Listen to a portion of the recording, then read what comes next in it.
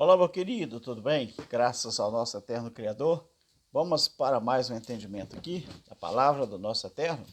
Muito bem, meu querido, obrigado por você estar se inscrevendo no meu canal. Obrigado por você estar compartilhando também o nosso trabalho e também por você estar fazendo aí os seus comentários, tá bom, meu querido? Muito obrigado mesmo. Agradeço de coração. Vai aqui um abraço para o nosso irmão Cláudio Mendes, né? Que está fazendo uma viagem ali para o Mato Grosso do Sul. Que inveja que eu estou do irmão Cláudio Mendes. Que inveja. Graças a Deus. Mas deixa o nosso irmão abençoado lá, passeando, descansando um pouco. Na verdade, descansando não, né? Que todo dia ele põe vídeo aí pra gente e aprender cada dia mais da palavra do nosso eterno Criador. Não é isso? Meu irmão, você que está do outro lado aí, que eu tenho responsabilidade com você, eu quero te agradecer por você estar visualizando nossos vídeos, fazendo o seu comentário e deixando a sua opinião sobre os assuntos em que nós estamos aqui colocando. Vou deixar mais um entendimento aqui, meu querido, que é o preço da mentira é o preço do engano. O preço da mentira é o preço do engano. É o título que eu vou colocar nesse vídeo aqui. Por quê? Porque o sistema religioso, eles pregam e ensinam que para ser usado por Deus, você tem que pagar o preço. Verdade ou mentira? Não é isso que a gente, por exemplo, eu ouvi isso durante 45 anos, quando eu estava lá, né, no sistema religioso, que para a gente ser usado por Deus, nós temos que pagar o preço. E qual o preço? Vamos aqui? É difícil calcular qual é esse preço que muitos pregadores tanto falam, mas geralmente eles concordam que seja orar de madrugada, não é? Se for no monte, melhor ainda, frequentar os cultos ou fazer jejum e etc. Não é assim que eles falam? Quero aqui mandar um abraço para o nosso irmão que está lá em São Paulo, os irmãos do Rio de Janeiro, os irmãos de Belo Horizonte, os irmãos do norte do Brasil, não é? Todos os nossos queridos irmãos em todo o Brasil, não é? Que acompanhem o trabalho da obra do nosso eterno Criador no que diz respeito ao entendimento da palavra. Então, não há, meu querido, nenhum problema em você orar de madrugada. Mas essa oração, se você tem entendimento que você precisa orar de madrugada, não há nenhum problema. Quem sou eu para dizer que você está errado ou que você está certo? Faça você do jeito que você achar melhor. Mas essa oração, ela não é melhor vista por Deus do que outros tipos de oração. E também, orar não é pecado. Quem disse que orar é pecado? Tem pessoa que diz aí, pessoa da graça, que nem orar precisa mais. Eu não sei. Orar, oração, vem da boca, oral, não é? Vem de palavras, conversar. Se eu, no momento que eu estou sentado numa cama, no sofá, no caminhão, no carro, na moto, eu estou conversando com o meu eterno Criador, eu estou orando. Porque orar vem de oral, oral vem de conversa, vem de boca, não é? Por isso, quando você toma um remédio que fala lá via oral, ou seja, é pela boca, não é? Então, não é pecado você orar nas matas, você orar nos montes, desde que você esteja autorizado, não é? Pelo próprio eterno Criador para isso. Se você se sente que você é preciso orar, porque você está tendo de Deus, né, uma orientação para isso, eu não vou dizer. Agora, dizer que você vai orar no monte, que você vai orar no templo, vai orar numa mata, porque você precisa pagar o preço por alguma coisa, aí não, querido. Aí está errado. O problema é a frase que eles usam. Pagar o preço. Este sim é um erro muito grave, porque o preço já foi pago lá na cruz. O preço foi pago por Cristo. Né? Não precisa você pagar preço não, querido. O preço já foi pago e está consumado. Então vamos aqui a uma explicação correta daquilo que nós estamos falando. Ou seja, a explicação correta, nós vamos desmistificar, não é, algumas coisas aqui, né, neste vídeo e nesse estudo. Primeiro, Deus não te ouve mais ou menos quando você ora na madrugada. Isso é mentira, né? Ele te ouve por ser seu pai. Mas é o pai em quê? Deus é nosso pai na carne ou é no espírito? A Bíblia diz, lá em Hebreus, capítulo 12, versículo 22 e 23, que Deus, ele é o pai dos espíritos. Deus não é pai da nossa carne. Porque se Deus fosse pai da minha e da sua carne, aí Deus, ele era uma pessoa também que estaria inserido também no erro. Mas Deus não é pai da nossa carne, ele é pai do espírito, não é? Porque a nossa carne, ela é cheia de erro, ela é cheia de problema, ela é cheia de atrocidade, dificuldade. Então, aí Deus não criaria um ser perfeito. É por isso que muita gente se engana no que diz respeito a Isaías 45. Muita gente pergunta, Deus é bom, Deus é mau? Porque Deus fala lá que ele criou o bem, ele criou o mal, ele criou a luz e as trevas. É porque você não entende ainda o que significa a palavra soberano. Você sabe por que Deus ele faz tanto bem como o mal? Porque ele é soberano. Quem é soberano, ele faz tanto uma coisa como outra. Eu te pergunto, a casa em que você tem a sua mulher, em que você tem os seus filhos, né, debaixo da sua proteção, a sua casa, o seu quintal. Quem manda na sua casa, no seu quintal? Quem que manda ali? É você ou é alguém que está de fora? É você.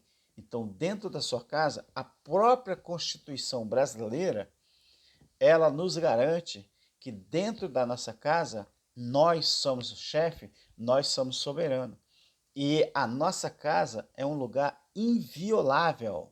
Ou seja, qualquer pessoa de fora que vir à sua casa tem que obedecer a regra, as normas da sua casa, do seu quintal, da sua morada.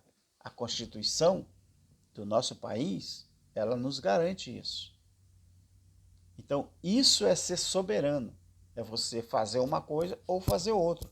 Depende da situação. Então, Deus, ele não ouve, ele não te ouve mais quando você ora na madrugada. Não. Quando você ora no monte, quando você ora na mata, não. Primeiro que oração no monte, ou adoração em monte, acabou, não é? A lei e os profetas duraram até João Batista, não é? O próprio Jesus falou isso. Outra coisa, orar em monte, meu querido, orar em mata, pode ser bacana, pode ser legal, não é? Agora, pela liberdade que você tem ali de se expressar, não é, na oração, mas não tem nenhum poder espiritual envolvendo esses lugares se não tiver autorização do proprietário ou não estiver seguro. Não vá, porque isso aí não vai te chegar mais perto de Deus, não vai te fazer mais santo, não vai te fazer mais bonito, não vai te fazer mais rico, mais pobre, não vai te fazer. Ou não vai te fazer melhor do que ninguém, queridos. Isso aí não. Nós já somos filhos do Eterno, nós temos Deus, a essência de Deus em nós. Então essas coisas não faz diferença. É claro que o sistema religioso vai te ensinar ao contrário do que está na palavra. Sistema, eles não vão te dizer a verdade. Então, outra coisa, frequentar culto só é bom enquanto for bom. Mas não se torne um bitolado, não deixe de sair com amigos, não deixe de sair com a sua família. O culto, meu querido, que a Bíblia diz, é a nossa vida, e não aquelas horas que você passa no templo.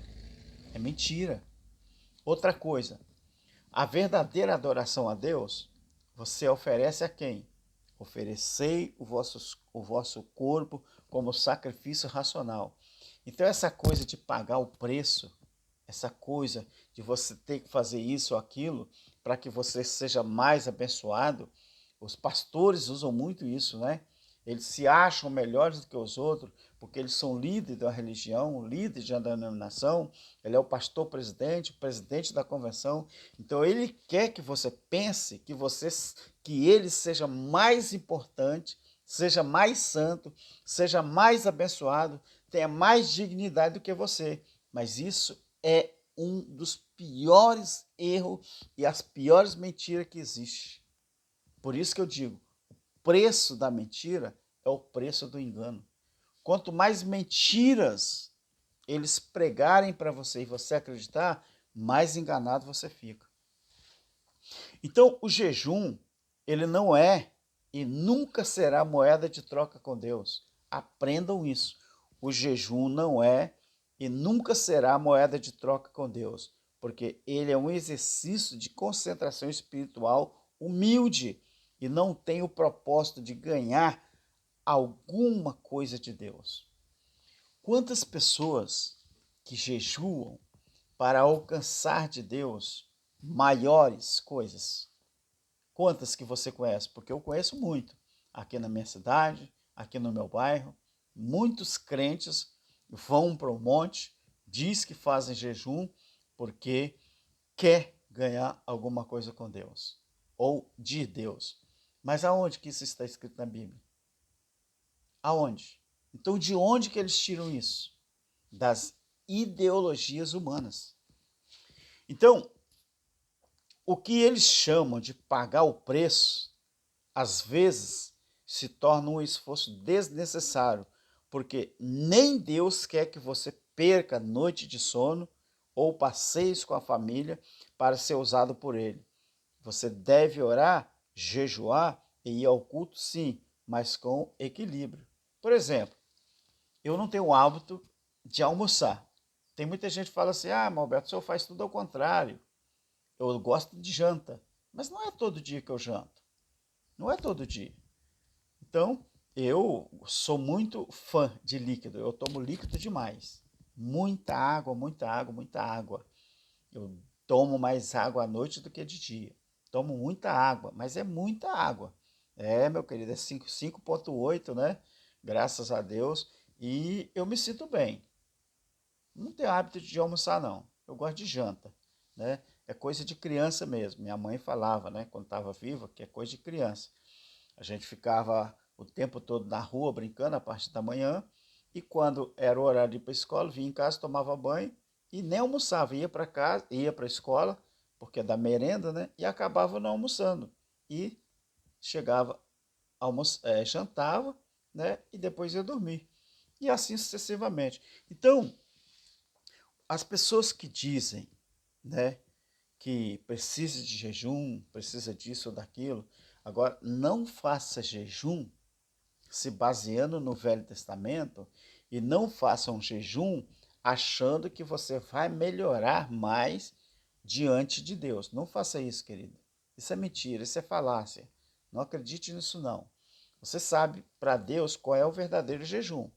O verdadeiro jejum é quando você ajuda as pessoas. Não é isso que fala Isaías capítulo 58? Não é isso? Então, o verdadeiro jejum você oferece na vida do outro. Assim como o verdadeiro culto é na vida do outro. Tá bom, meu querido? Então, Ser usado por Deus é ser um discípulo de Jesus neste mundo e ser um discípulo de Jesus neste mundo. Agora, meu querido, deixa eu abrir um parênteses. Isso aqui é para quem acredita sim. Eu não acredito assim mais não. Que para ser usado por Deus é ser um discípulo de Jesus neste mundo. É viver dando razão, não é? A Cristo não tem a ver com falar em língua ou profetizar, nem cantar bem ou pregar com eloquência. Eu não acredito nisso não, tá bom? Uma coisa eu quero falar para você, que quando você vive para Deus e em Deus, você não tem nada a ver com profetizar, não tem nada a ver com cantar bem, não tem nada a ver com pregar eloquência. Você viver para Deus no Espírito é você enxergar o próximo como fosse a você mesmo. Esse negócio de pagar o preço por isso ou por aquilo, larga isso de mão, tá? Porque não é assim. Então, outra coisa, ser usado por Deus é apenas viver Cristo em você, no seu dia a dia. É você ter Deus dentro de você. Isto é que é viver para Deus. Entendeu? Então, assim é mais útil você viver do que da forma que os líderes ensinam, tá? Onde você estiver, geograficamente falando, o que importa é você viver em paz consigo mesmo, com a sua família, com o seu semelhante e não ter que inventar essa coisa de pagar preço. Outra coisa, meu querido, eu quero deixar uma conclusão aqui, que não pague nenhum preço, porque o preço já foi pago por Jesus lá no Calvário. Se você quiser ser usado por Deus, basta ser uma pessoa amável, paciente, equilibrada, coerente e honesta. Olha o que diz aqui. Deixa eu falar rapidinho aqui. Em Filipenses, capítulo 4, o versículo 7 e 8 diz assim, a parte B do versículo, diz assim, tudo que é amável, tudo que é honesto, tudo que é verdadeiro, tudo que é puro, tudo que é justo, que é de boa fama, se há alguma virtude nisso, se há algum louvor, nisso pensai. Tá vendo? É isso. Então, tudo que é amável, tudo que é honesto, tudo que é verdadeiro, tudo que é puro, que é justo, que é de boa fama, se há alguma virtude nisso, né? Então, isso vocês devem pensar. Esse é o conselho que o apóstolo Paulo estava dando para os crentes de Filipos. Tá bom, querido? Então, na visão de Paulo era isso. E na minha visão também, eu vejo isso, né? Esse negócio de sair igual louco, dizendo que se você paga preço, se você jejuar, se você ir para monte, se você orar mais do que o outro, você vai ser mais abençoado. Acaba com isso, meu querido. Meu querido, a pior prisão que existe é a prisão mental. Infelizmente, tem muita gente que precisa aprender isso e colocar em prática. Então, o preço da mentira é o preço do engano. Por que você não se liberte da religião e vive para Deus? É a melhor coisa que você faz. Um abraço e eu espero ter te proporcionado alguma coisa aqui no seu entendimento, tá bom? Um abraço para todos os meus inscritos e um abraço para o nosso irmão Cláudio Mendes, que está lá no Mato Grosso do Sul, abençoado lá, tirando uma folga e trazendo conhecimento para todos. Amém? Graça eterna.